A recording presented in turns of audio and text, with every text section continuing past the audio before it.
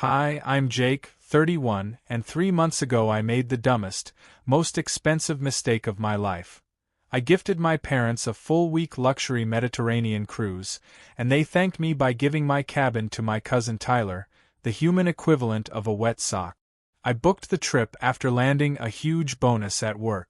I'm talking a private balcony, top-deck suite, unlimited dining, one of those cruises where they hand you a champagne before you even realize you're thirsty. My parents had always dreamed of seeing Europe, and I figured, why not? Let me be a good son for once. So, picture this. I'm waiting at the port in Barcelona, suitcase in hand, feeling proud of myself for finally doing something that would impress them. They arrive smiling, waving, acting like the loving family from a toothpaste commercial. Mom even hugged me. Full arms, not the shoulder tap she usually gives. Then Tyler stepped out. Tyler. The cousin who once stole the tires off my car because he thought they were community property. The cousin who still lives in my aunt's basement and refers to himself as a freelance crypto visionary. The cousin who has never paid for anything voluntarily except maybe Fortnite skins. He was wheeling a suitcase larger than his entire life's accomplishments. I blinked at my parents. Why is he here? Mom gave me that tight smile she uses when she's about to gaslight me. Oh honey, don't be silly. Tyler's coming with us. I laughed, thinking it had to be a joke. They didn't laugh. Dad clapped me on the shoulder like he was delivering a death sentence. He's staying in your cabin. I actually choked on my own spit. My cabin? You mean the one I booked? With my money. Mom waved a hand. You're young, Jake, you don't need all that space. Tyler hasn't had a vacation in years. Tyler popped his gum and added, Yeah, bro, mental health is important. Mental health? This man once punched his reflection in a Wendy's bathroom because he thought the other guy was staring at him. I tried reasoning, explaining, begging. But my parents ushered Tyler onto the ship like he was royalty and I was the chauffeur. The cruise staff scanned their tickets, and right before they scanned mine, Mom turned back and said, Oh, and Jake? We downgraded you to an interior cabin. No window. But it's cozy. Cozy. Like a broom closet is cozy. I boarded that ship already swearing I'd never do another nice thing for these people again. And I had no idea things were about to get so much worse. I wish I could tell you I handled the cabin situation with grace and maturity, but the truth is I stood in that tiny interior room, if you can even call it a room, and stared at the bunk bed like I'd just been assigned to summer camp for emotionally neglected adults. I'm 6 feet tall. The bunk was 5 feet 9 inches. I checked. Meanwhile, Tyler was upstairs in my balcony suite, probably live-streaming himself pretending to meditate for his followers, all 12 of them. I tried to distract myself. I unpacked. I explored. I even tried to enjoy the sail-away party, but everywhere I went, there they were, my parents and Tyler, being treated like VIPs because the booking was under my name. At dinner, I found them at a top-deck seafood restaurant. The waiter asked for my room number. When I gave it to him, he blinked. Oh, the interior cabin? Interior cabin. I swear I saw Tyler trying not to laugh behind his menu. Halfway through appetizers, Tyler announced he'd booked himself a massage, charged to my account. My parents beamed like he'd just won a scholarship. He deserves it, Mom said. He's been so stressed lately. Yes, I said. Committing light felonies can be exhausting. But the breaking point, the true moment my soul attempted to leave my body and float to a better family, happened on day 2. I was sitting alone at the breakfast buffet, eating sad scrambled eggs, when I overheard my parents at the table behind me. Tyler was telling them, loudly, Yeah, Jake doesn't really need the promotion he keeps bragging about. My crypto plan is gonna blow up soon. I'll probably be a millionaire this year. My parents actually nodded. Dad said, That's why we gave you his cabin, son. You're the one with the big future. I froze. Fork midair. My parents weren't just spoiling him. They genuinely believed he was the successful one. Tyler. The man who once tried to pay for McDonald's with a Chuck E. Cheese token. I couldn't listen anymore. I stood up, walked over, and said, "You know what? I'm done." Dad blinked. "Done with what?" "This," I said. "All of it." Mom folded her arms. "Jake, stop being dramatic." And that's when Tyler, my sweet, brilliant, spiritual Tyler, looked me dead in the eye and said, "Bro, you should have just stayed home. You're ruining the vibe." The vibe. Something in me snapped, but not in the way you'd think, because the universe, God, karma, Poseidon, whoever runs karma on the open sea, was already preparing the perfect storm, and it was heading straight for Tyler. The storm hit, literally and figuratively, 24 hours later. We were somewhere between Sicily and Greece when the captain announced a small weather disturbance, which I now know is cruise ship language for, "Hope you said your goodbyes." Waves started rocking the ship hard enough that the chandelier in the lobby began swinging like it wanted to resign. People grabbed handrails. Drinks spilled. A toddler slid across the tile like a hockey puck. It was chaos, and me? I was fine. Interior cabins don't have windows, so it felt like being shaken inside a washing machine. I'd already emotionally died inside. Physical turbulence was nothing. But up on deck 14, Tyler was experiencing biblical suffering. I didn't see it firsthand. Oh no. I got a front row seat thanks to the massive crowd that gathered near the elevators, whispering, laughing, pointing. Then I heard it. "He's on the floor, green. Seasick as hell." Followed by, "Is that the guy who kept bragging about being an alpha male? He's crying." I peeked inside the elevator lobby. There he was. Tyler, sprawled on the carpet, clutching his stomach like it owed him money, drenched in sweat, crying actual tears, mumbling, "Why is the earth moving? Why is the earth moving?" A crew member handed him a seasickness bag. He missed, spectacularly. And to make the scene even more poetic, the ship jerked sideways, sending his expensive smoothie, also charged to my account, rolling down the hallway like a crime scene witness fleeing. As people stared, I thought, wow. Karma works fast on international waters. Then my parents appeared, panicked, flustered, frantic, and as they rushed toward Tyler, I heard Mom shriek, "Where's our cabin? He needs to lie down." I cleared my throat behind them. "You mean my cabin?" Dad looked at me like I was a bystander inconveniencing him. "Jake, please. Not now." This was it. The moment. The turning point. Because I could have helped. I could have handed them my keycard, that I could have let Tyler recover in luxury. Instead I said, "Oh, I'm sorry. I didn't realize I was supposed to provide medical housing for the cousin who stole my room." Dad snapped. "Jake, stop being petty." I smiled. Fully, peacefully, beautifully smiled. "Actually," I said, "I'm done being petty. I'm being practical." Then I stepped aside and announced to the crowd, "This man here," I gestured at Tyler, who was now whimpering like a wet chihuahua, "is not my brother. Not my responsibility. Not even my roommate. He is simply a passenger." A woman snorted. A guy clapped. Someone whispered, "Good for you, dude." My parents stared at me, stunned. And that's when karma went for the finishing move. For the first time in my life, I felt absolutely, gloriously free. I didn't know it yet, but this storm was only the beginning, and I was about to become the main character of this cruise. I didn't see my parents for the rest of the evening, which honestly felt like winning a small lottery. I spent the night wandering the ship, enjoying the buffet, watching an a cappella group that sounded like 7 angels and one guy who definitely lied on his audition form. By midnight, the storm had calmed, and I was lying on my comically tiny bunk, finally drifting off, when the phone in my cabin rang. I bolted upright, nearly concussing myself on the upper bunk. "Hello?" I said. A voice with a thick Greek accent answered, "Mr. Lawson? Please come to guest services. Immediately." "Fantastic. Only 3 things are urgent on a cruise. You've won something. You've lost something.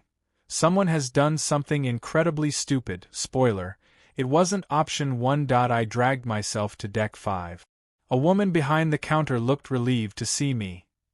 "Mr. Lawson," she said, lowering her voice. Your parents are requesting your presence. It's urgent. My stomach sank. Are they okay? She hesitated. Your cousin caused an incident. That could mean anything, from mild vandalism to full-blown felony. She led me to a private room where my parents sat looking like they'd aged 10 years. Dad's hair was sticking up like he'd been electrocuted. Mom's makeup was smeared. And Tyler, oh Tyler, he was sitting in a wheelchair, not because he needed one, because security didn't trust him to stand without supervision. His hands were stained blue. His shirt was covered in glitter. His feet were wet. I looked at the security officer.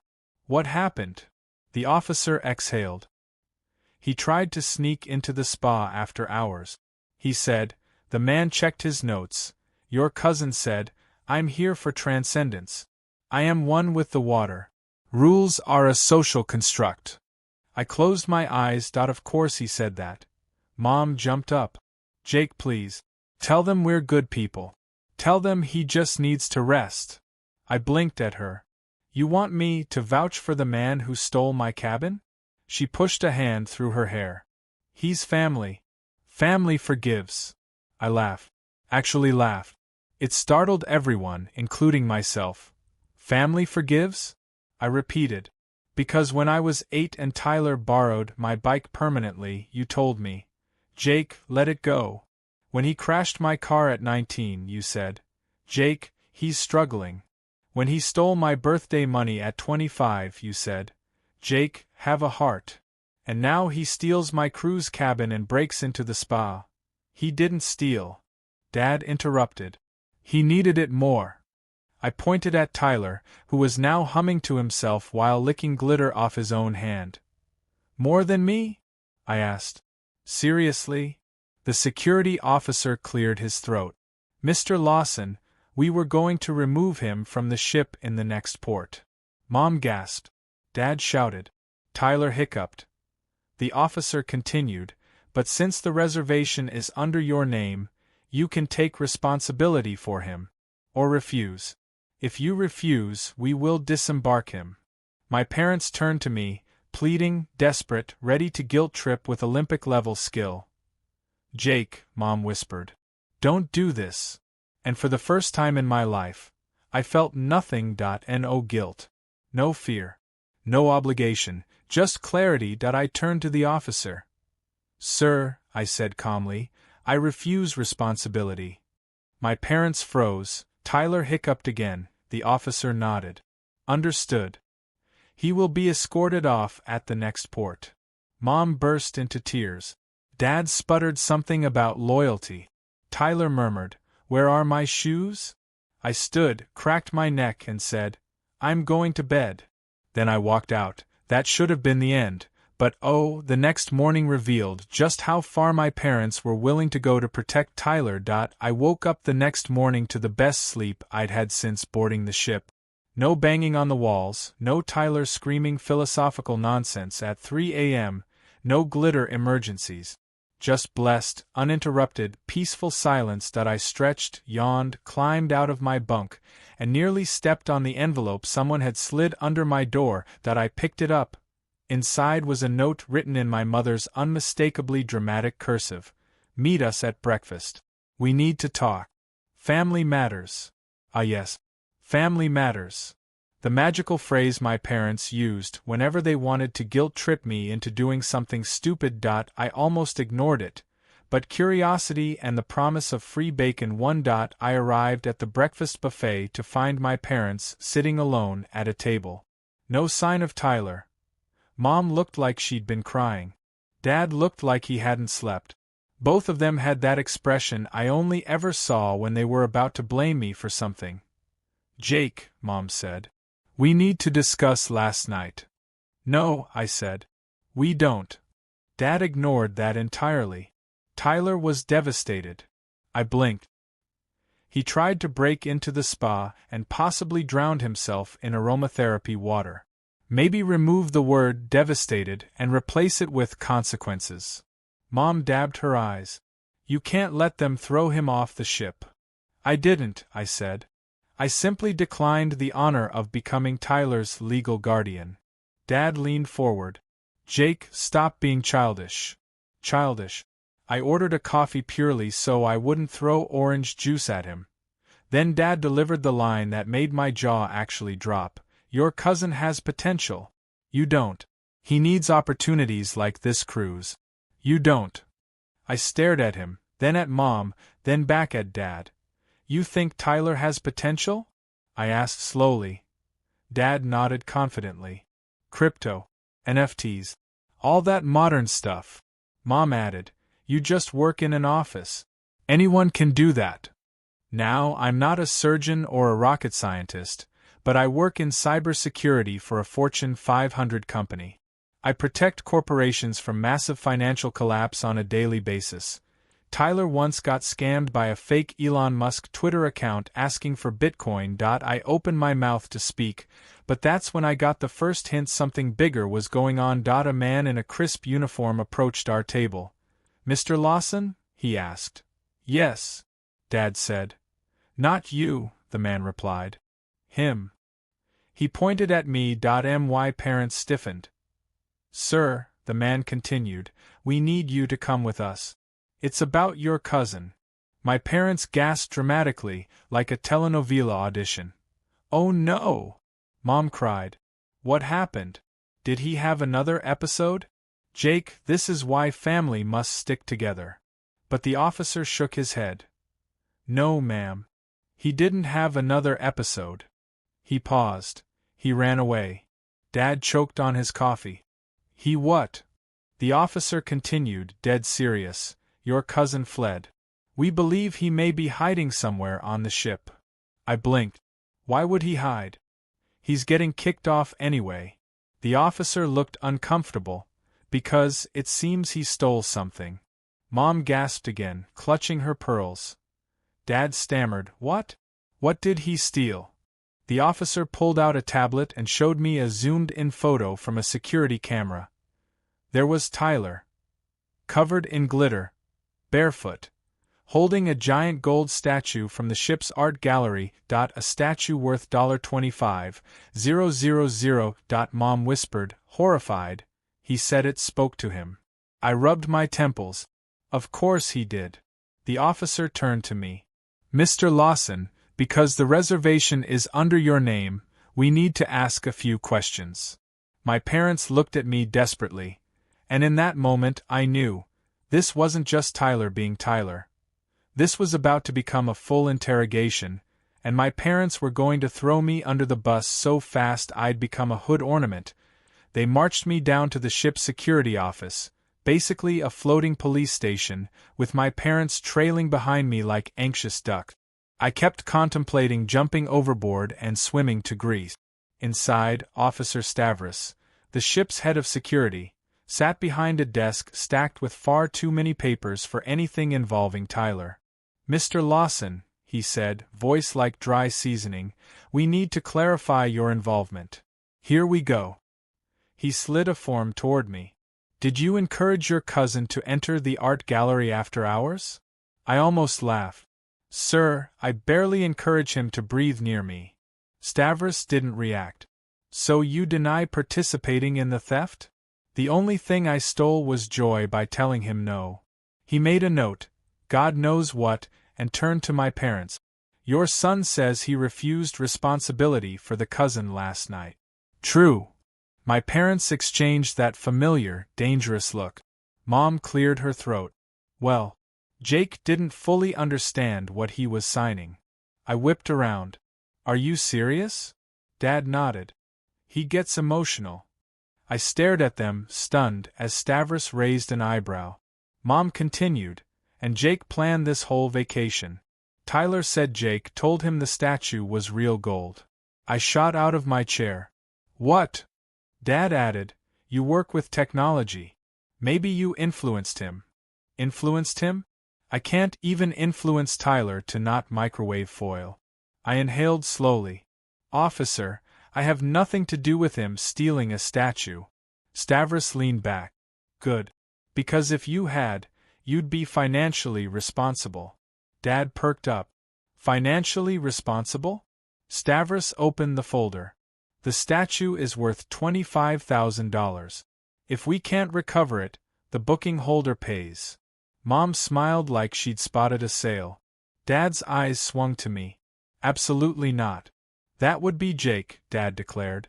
It would not be Jake. I barked. Mom doubled down. He has a job. Tyler doesn't. Stavros looked between us. You're saying your son should pay because your nephew has no income? Dad nodded proudly. Exactly. Stavros sighed. Mr. Lawson, I am so sorry. Your family is very stupid. You have no idea, I said. He stood. We'll keep searching for your cousin. You're free to go. I left shaking with rage. My parents had always enabled Tyler, but sticking me with $25,000 was a new record. And fate wasn't finished. Around 3 p.m., as we docked at a gorgeous Greek island I should have been enjoying, my cruise app buzzed. Alert! Passenger disembarked for security reasons. Then, belongings removed from Suite 14B. My suite. The one Tyler stole. Then, security escort requested on Deck 6. I ran downstairs, and found security surrounding my parent. Both hysterical, shouting, dragging their luggage. They were being escorted off. Mom shrieked, "We demand our son fix this." I raised my hand.